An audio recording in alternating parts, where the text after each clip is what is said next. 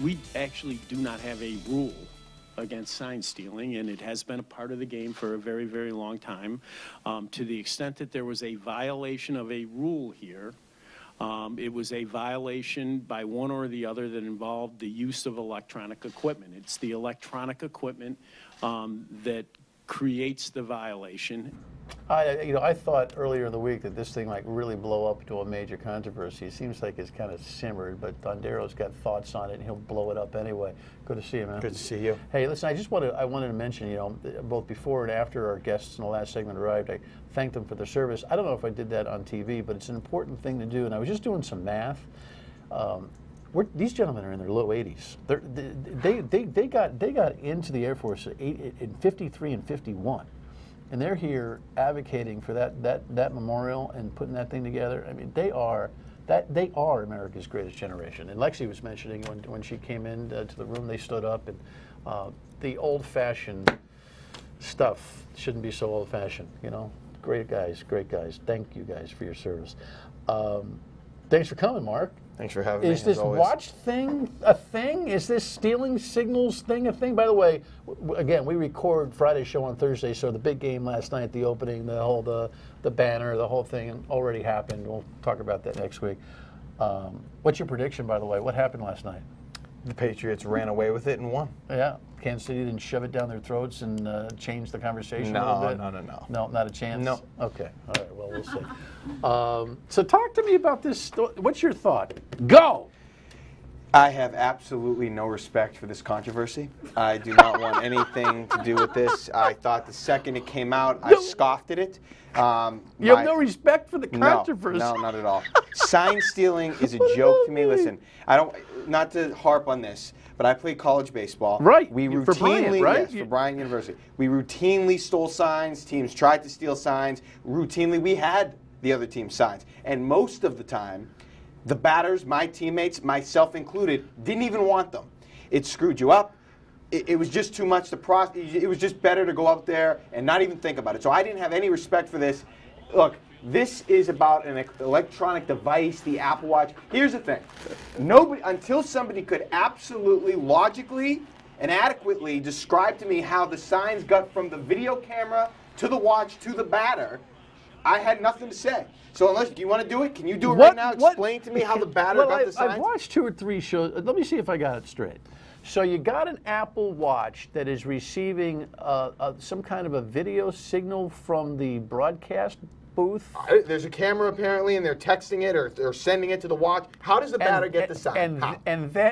And then from the watch, who had the watch? One of the assistant assistants. Okay, so the watch guy then tells one of the players in the dugout, who then signals the guy who might be on second base, who then signals the guy at the plate. No. Because you're not going to get it. If you're a right-handed batter, if I'm not mistaken, the Red Sox are on the third base side, aren't they? Oh, no, they're on the first base side. How does it get to the watch? How does whatever the pitch is get to the watch? It seems that it got to the watch. Is it a text? Is it a video in real time? Somewhere, I don't want to get crazy here, but somewhere, whatever's happening here, with the right.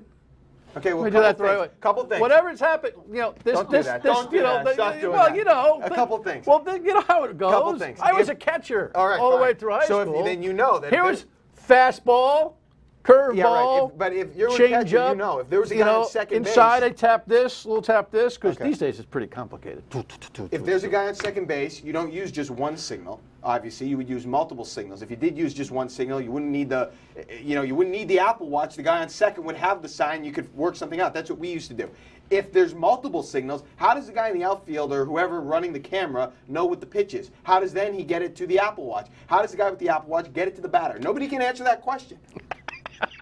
I mean, the pitcher, if you caught, as soon as they get the sign, it's a nod, assuming they don't shake it off. If they shake it off, there's a whole other thing you have to go through. If they get the sign, they want that pitch, they nod and they go. There's no time. You can't be looking around. Even if the guy on second had it, you don't have time for that. You'd be screwed. It doesn't make any sense to me. I have no respect for this controversy, and it really didn't register with me. Tim White's trying to tell me this was the best thing that ever happened to baseball.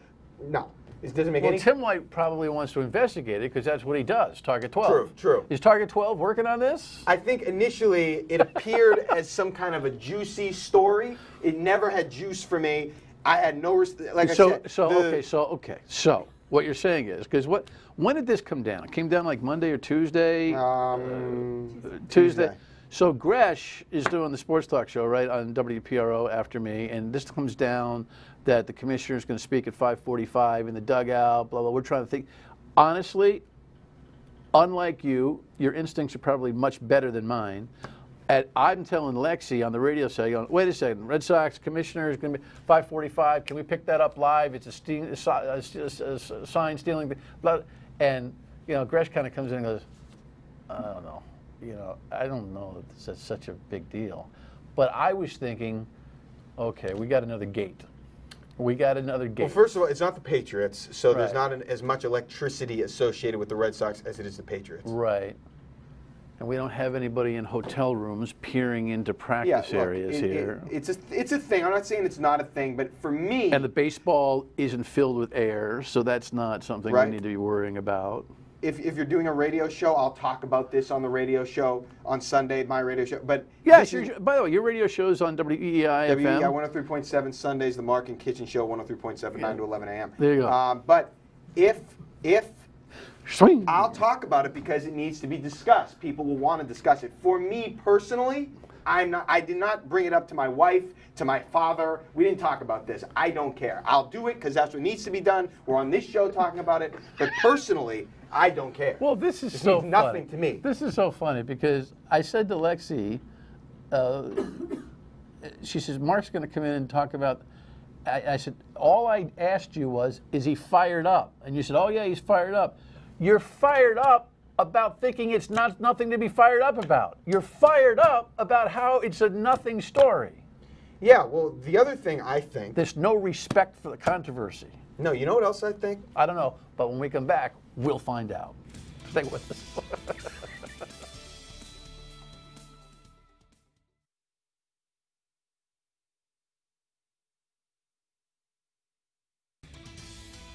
I do believe that this is a charged situation from a competitive perspective. When you have the kind of rivalry that the Yankees and the Red Sox have, I guess it's not shocking you could have charges and counter charges like this. We will conduct a thorough investigation of the charges on both sides. I want to do that quickly. I think that's important that we get it resolved. The only thing that I can tell you about repercussions is that to the extent that there was a violation on either side, and I'm not saying that there was, to the extent that there was a violation on either side, we are 100% comfortable that it is not an ongoing issue. Well, by the way, the other half of the story is that the Red Sox say that the Yes Network cameras are used by the Yankees to do same, to steal signals. I almost think, I know you had a point to make, but when I watched the commissioner, I'm thinking, you know what? It has felt to me over the last, handful of years that the Yankee-Red Sox rivalry has quieted. No question. It's not even quiet. So it's beyond that. It's dead. Okay. So this feels a little WWF-ish in nature in that, you know what?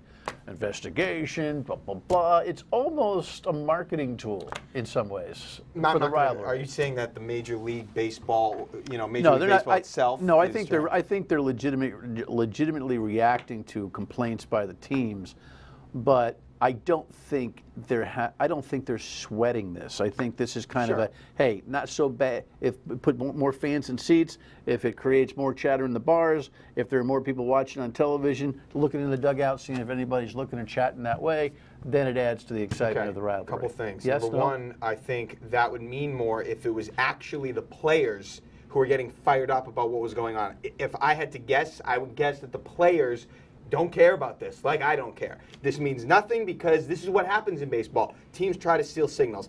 Look, I'm all for the Yankee-Red Sox rivalry coming back. I want to see it back. I love it. I miss it.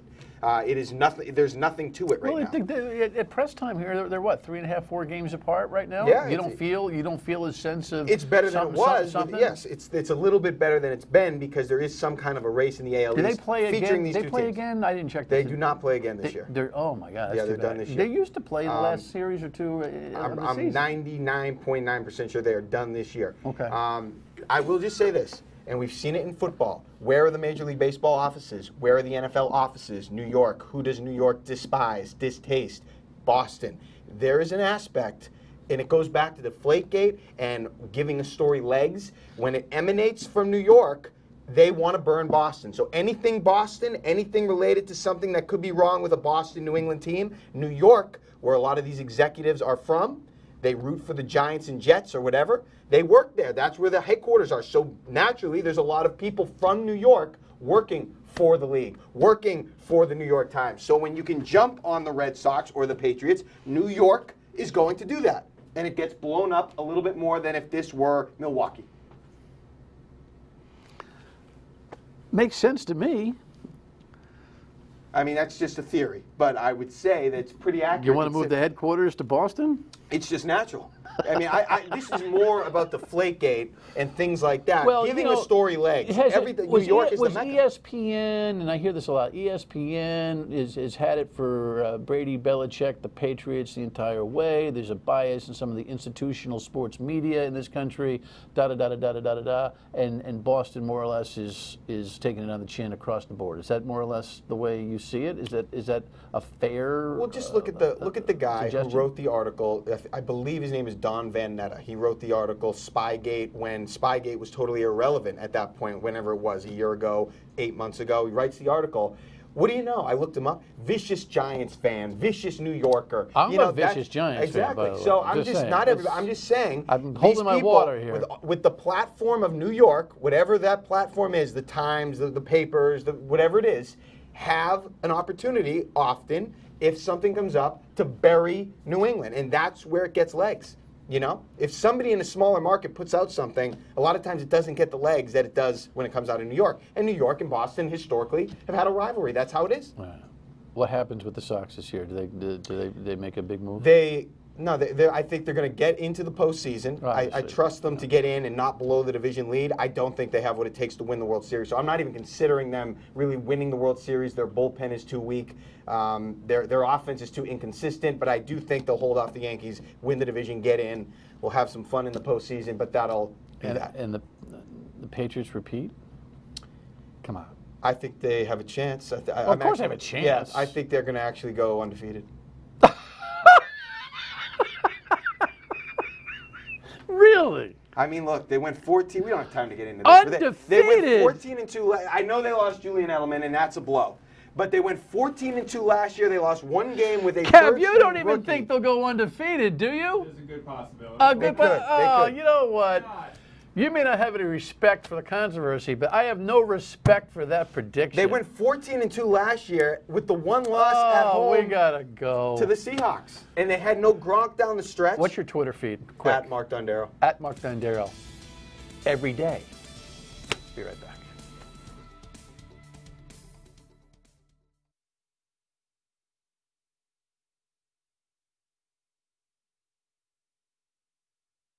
All right. Undefeated? Oh, come on. Will you please? Kev, really? Why not? Undefeated. You know what's going to happen? The final game, my guys will end that prediction. Have a great weekend. Bye.